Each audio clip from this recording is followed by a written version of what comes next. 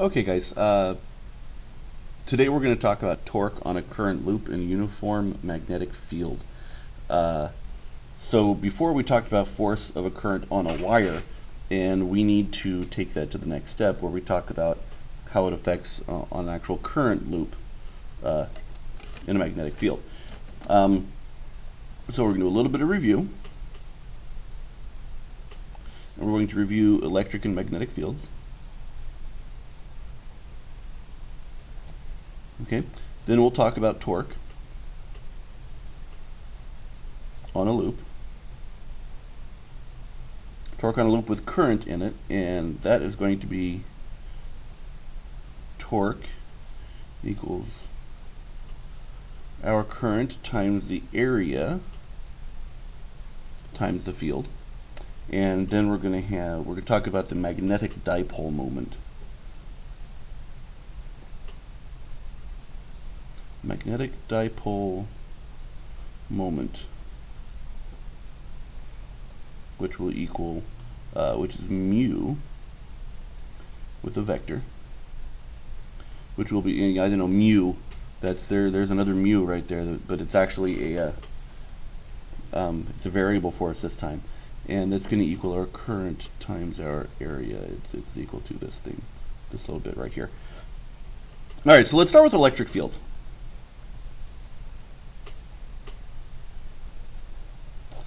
And if we have an electric field, I'll try and keep this keep this consistent with my color schemes in the past. We have an electric field, and our force given, and we also have a charged particle in our electric field.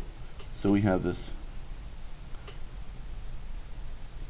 moving, and this charged particle just being in the electric field is going to cause it to move along the electric field, and so it's going to experience a force from the electric field equal to Q times the value of that electric field. So it's just a part of the nature of the charge itself.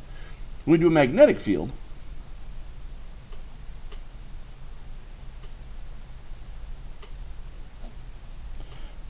magnetic field is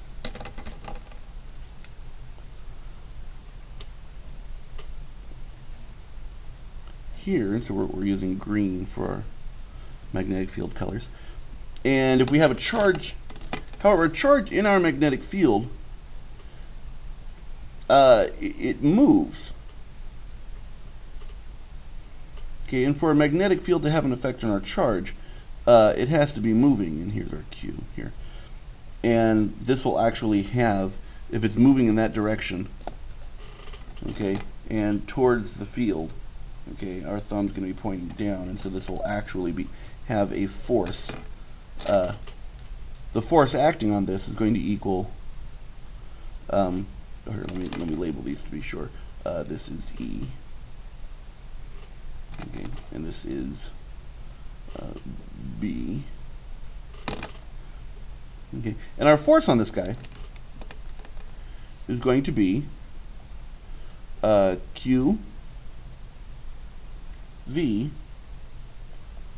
cross B, and so in this particular case, our force vector on this is going to be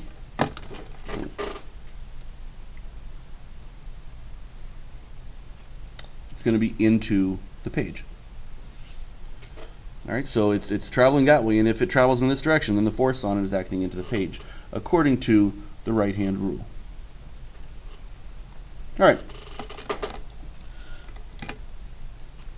All right, and so the equivalent statement of this would be Q V B sine theta in the direction of the right-hand rule. Okay, which brings us to a current loop.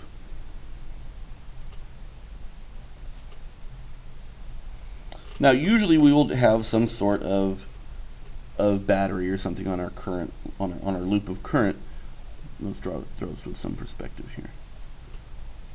Okay, and let's say our current is A long and B wide. And this would have a.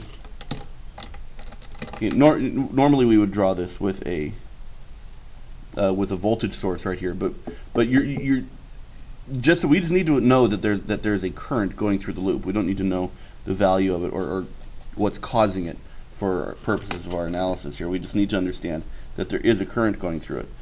And our current here is going to go by convention. Okay, we're going to go this way. All right, so we will describe our. In fact, I'm doing wrong. There's some blue lately, so I'm gonna. Okay, so here's our current here. All right, now our area, the area of this, we'll call this a rectangular loop, or for right now, the area of this rectangle, okay, is going to be, of course, A times B equals the magnitude of our area. But, and this is, we have agreed to do this by convention. We in the physics community agree to do this. That this is going to have an area vector, and areas have vectors. And so what we agree to do is we curl our fingers in the direction of the loop. So we're going to go like this. So it's going to come in, and it's going to curl around and go this way, which means if the current is going this way, okay, then our area vector is going to be up.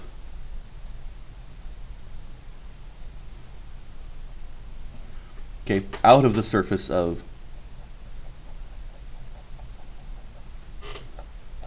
this area here.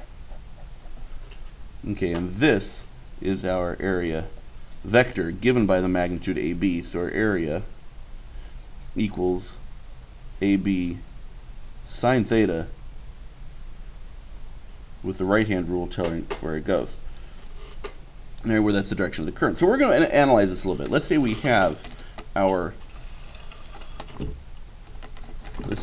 this occurring in a uniform magnetic field that is directed into the page.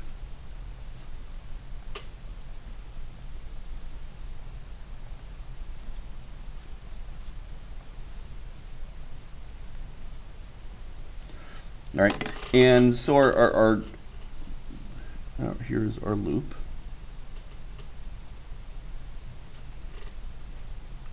All right, and so here, this is our area A over here, and this is B over here, and our current is going to go in that direction, I.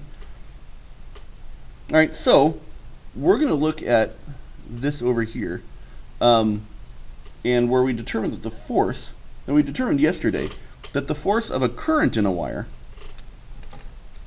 okay, isn't just QVB anymore. It's also that the force equals, okay, so the force from the magnetic field of a current in a wire, because that counts as a moving charge, is equal to I times the length, or the displacement vector of the charge, times the field. And so as we're going around on this side, okay, and it's crossed with the field, and so if here's A and here's B, and we're going around, and so this length from here to here is going to be A again, okay, and the displacement is in the direction of the current, and so that means L cross B is going to be fingers towards I. Okay, fingers towards, it's going to be funky, but it's going to be down and then into the page, which means our force, so you guys can contort all you want, but our force vector is going to be in that direction, towards the center of the loop.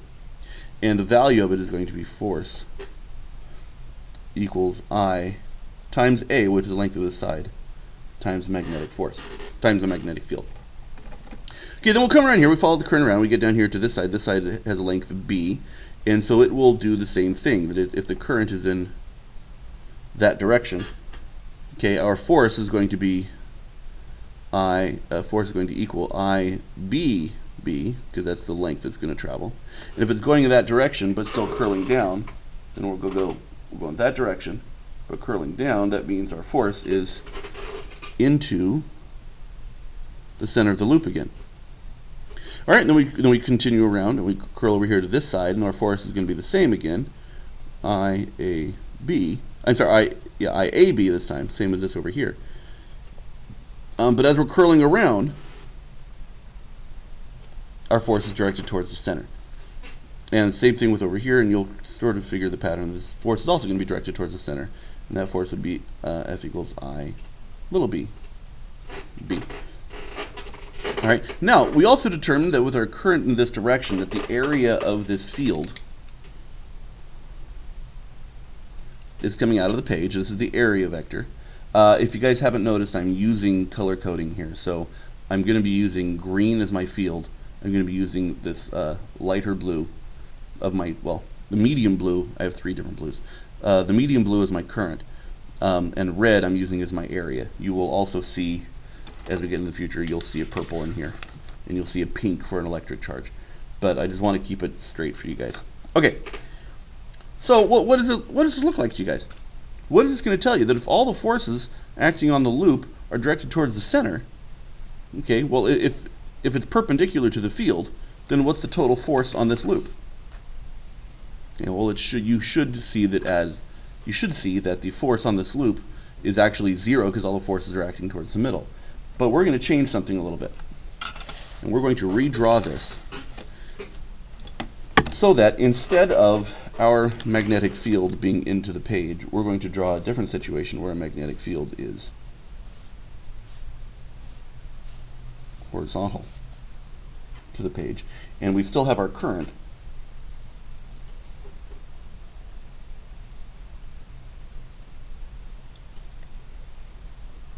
All right, and if our current is still going this direction, then our A is still coming out of the page. Okay, with our current is still in that direction, I. But let's take a look at our forces. Okay, if this length is A again, and this length is B, okay, we come around this way, and our force here, because it is, well, if our current's this way, and our field is that way, so it's current that way, curved towards the field, then now all of a sudden our force is in this direction, coming out of the page, and our force is equal to I AB, because that's the length of the wire in the field. All right. Well, down here, here's the B side. Here's our current, and let's curl our vector in the direction of the field. Well, it's in the same direction, so our force equals B sine theta, but sine theta is, well, in this case, it's in the same direction, so sine theta is 0, which makes this whole thing go to 0, and so there is no force on this part of the wire. We get to this side, and now our current is going in that direction. Okay, so our fingers go in there, curl it towards the B, and our thumb is pointing down into the page, which means that is our force vector. Okay, and our force on this part is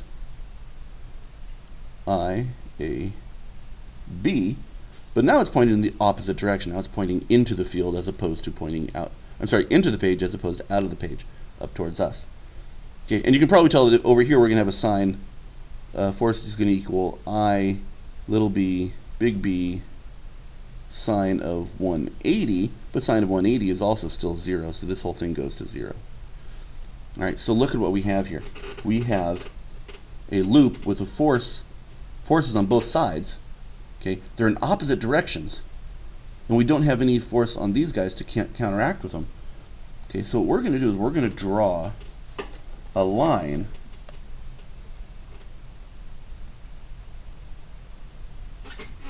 right through there, and look what happens to our loop. If we pin these points down, what happens to our loop? Then we get a force going up on this side, and we get a force going down on this side. Okay, and that means that we are going to have a torque on this loop. All right, and our torque, remember, torque is equal to R cross F. Okay, so that the radius from the axis of rotation times the force that's causing it to turn. Well, in this case, it's going to be what? Well, this distance from here to here is B over 2, and it's the same for both of them. So that's going to be B over 2 times the current times A times the field, and this one over here is going to be, well, let's draw our,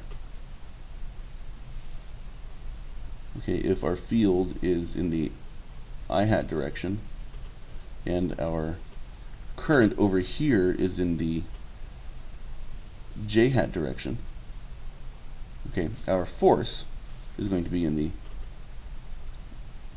okay, our force is going to be in the K hat direction, right?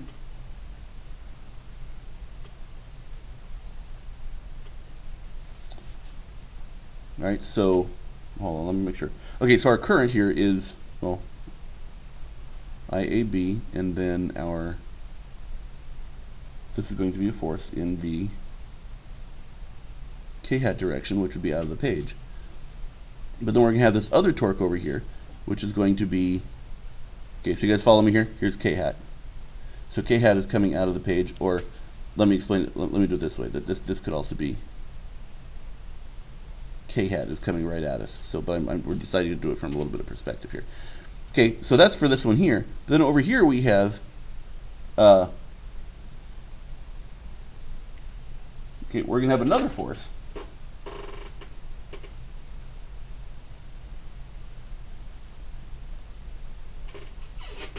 That's going to be going into the page, and that's going to be B over 2 IAB, okay. But that's going to be, I'm sorry, hold on, I want to make sure I'm doing this right.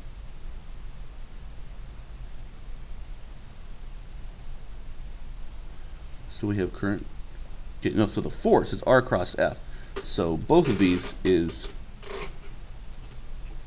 okay, both of these are going to wind up being B over 2 IAB K hat. Okay, well, when we add them together, this just becomes a total torque, okay, of IAB, okay, so this is the area, right, times the magnetic field, okay, in the K hat direction. No, R cross, okay, whoa, these are wrong. R is that way, okay, the force is that way, so it's R cross F, and that means J hat, that's what I'm, okay, that's J hat, and this one's also going to be J hat because this is going to be R cross F, so it's going to be R cross F, and that is also positive J hat. There we go. Alright, which gives us IABB in the J hat direction, or we can rewrite this as our torque equals our current times our area times the magnetic field in the J hat direction. Okay. All right, so that's okay for this particular case. This would be our torque. All right, now I want to try and break this down a little bit. If the area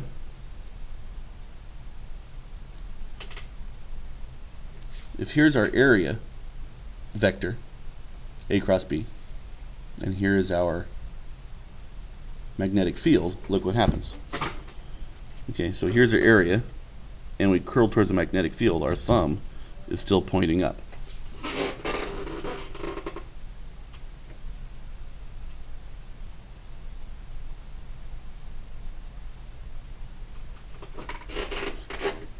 Okay, so that's our torque. Now we're going to change our situation up a little bit. And we need to look at this from a bunch of different perspectives. So the next one we're going to look at is a really long magnetic field here.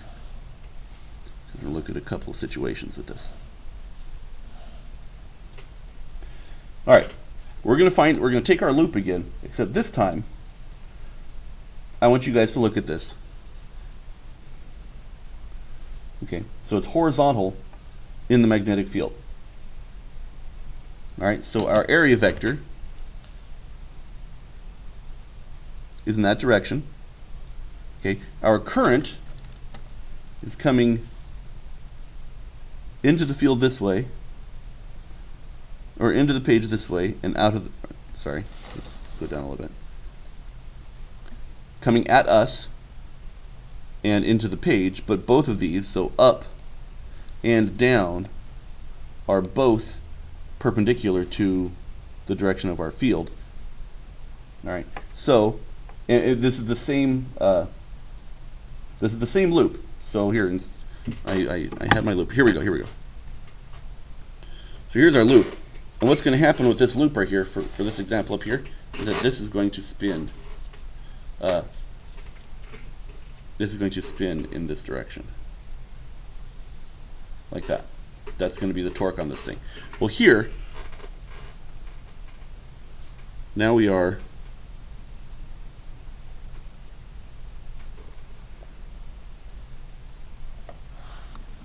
I'll get it, patience.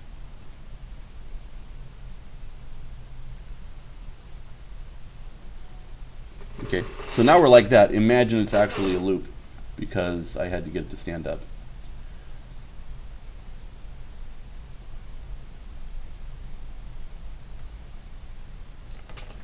Okay, but the current is coming up the wire this way.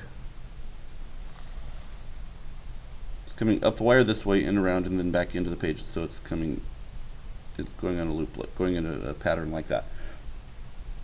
So if that's the case, then we have an actual force acting this way, okay, which is going to equal, all right, and down here we have the actual force, okay, where this distance here is b over 2, b over 2. Okay, so think about that. But now we're going to alter this a little bit. Where now we're going to turn our loop a certain amount theta. Okay, so that's even, but we're going to turn this through a degree measure theta, like that. Way over here on the side. And so we're going to have this. Okay, so there's our loop. And this will still have, because what's our vector? If our current is still going into the page, out of the page, okay, the force on this is still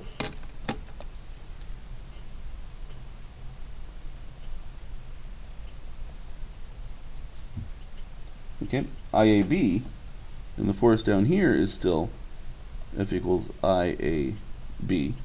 Okay. However, we've turned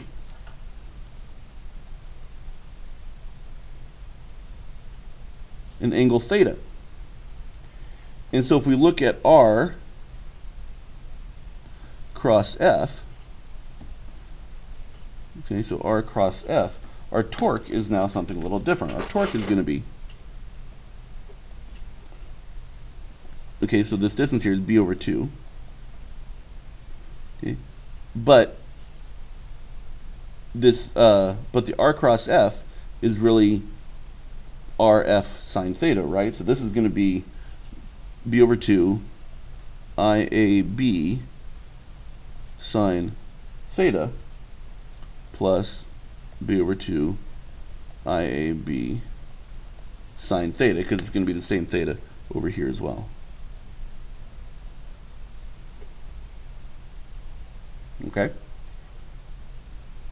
And this becomes,